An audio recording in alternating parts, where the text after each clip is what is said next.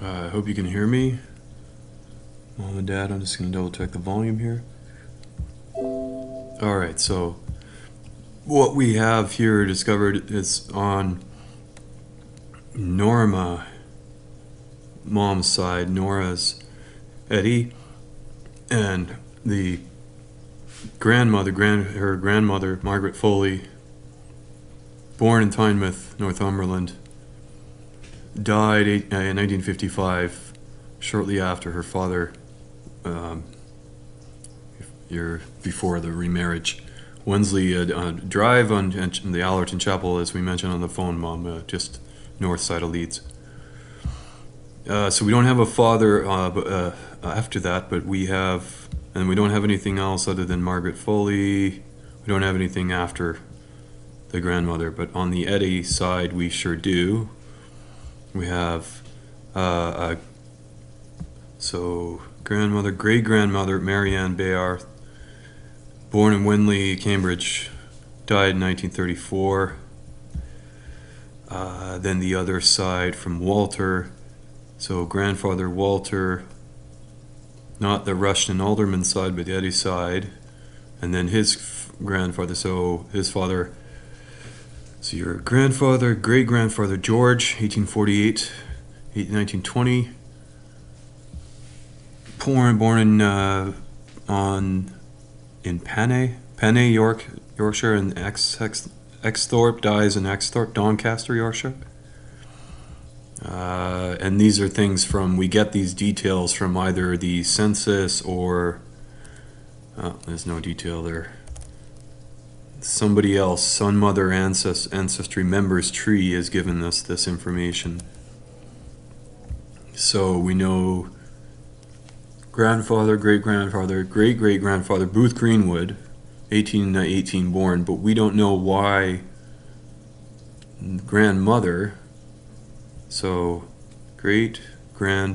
grandmother, Sarah Eddie, Penny Yorkshire as well. And then after that we have William Eddie. Again, don't know where in Yorkshire, but born and dies in Panay, Yorkshire.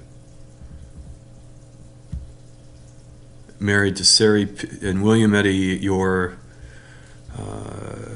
grandfather, great-grandfather William Eddie, 1786 to 1843, married Sarah Pearson, and she was from Yorkshire as well, Knaresborough, and then again Pannell, St. Robert, Yorkshire.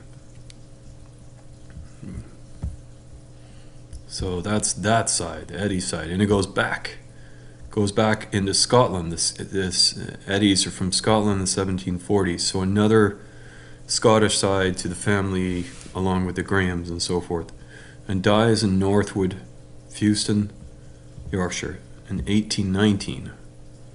He was married to Mary Locock,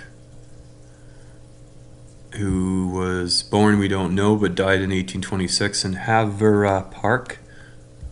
And there might, I just see if there's any other line after this. I don't think we have anything farther. We don't have any lines apart from the start of the 1800s.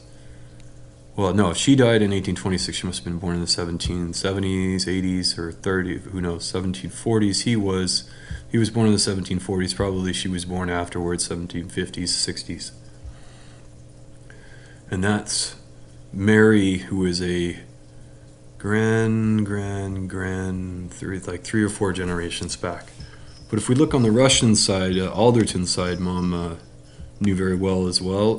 Let's dig into the Rushton side. We've got many generations back to till the 1759 earliest, I think. And so Anne Murray Smith was Timothy Rushton Alderman's mother, who had married Greenwood Rushton in 1811, born in Harworth, just north of the Oxon, and next generation, hold on, we'll go to that in a second. So Leeds, died in Leeds, 1811, 1904, and then the grandfather, so grandfather, great-great-great-great-grandfather from Lower Isle, Oxenhope. When we started, we saw the stuff from Oxenhope, and then died in Bradford. So steadily moving, the families seem to be coming from the west, close to the Lake District. And then John Rushton, farther back, 1759, from Far Oxenhope, dies in 1830s. He had married Elizabeth Foster. Your grandmother? No, grandmother,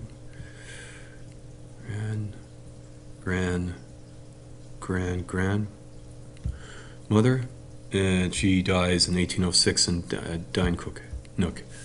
So that's as far as we can go so far, but there's also the Petch, grandmother, the Petch side of the family, Thomas Petch.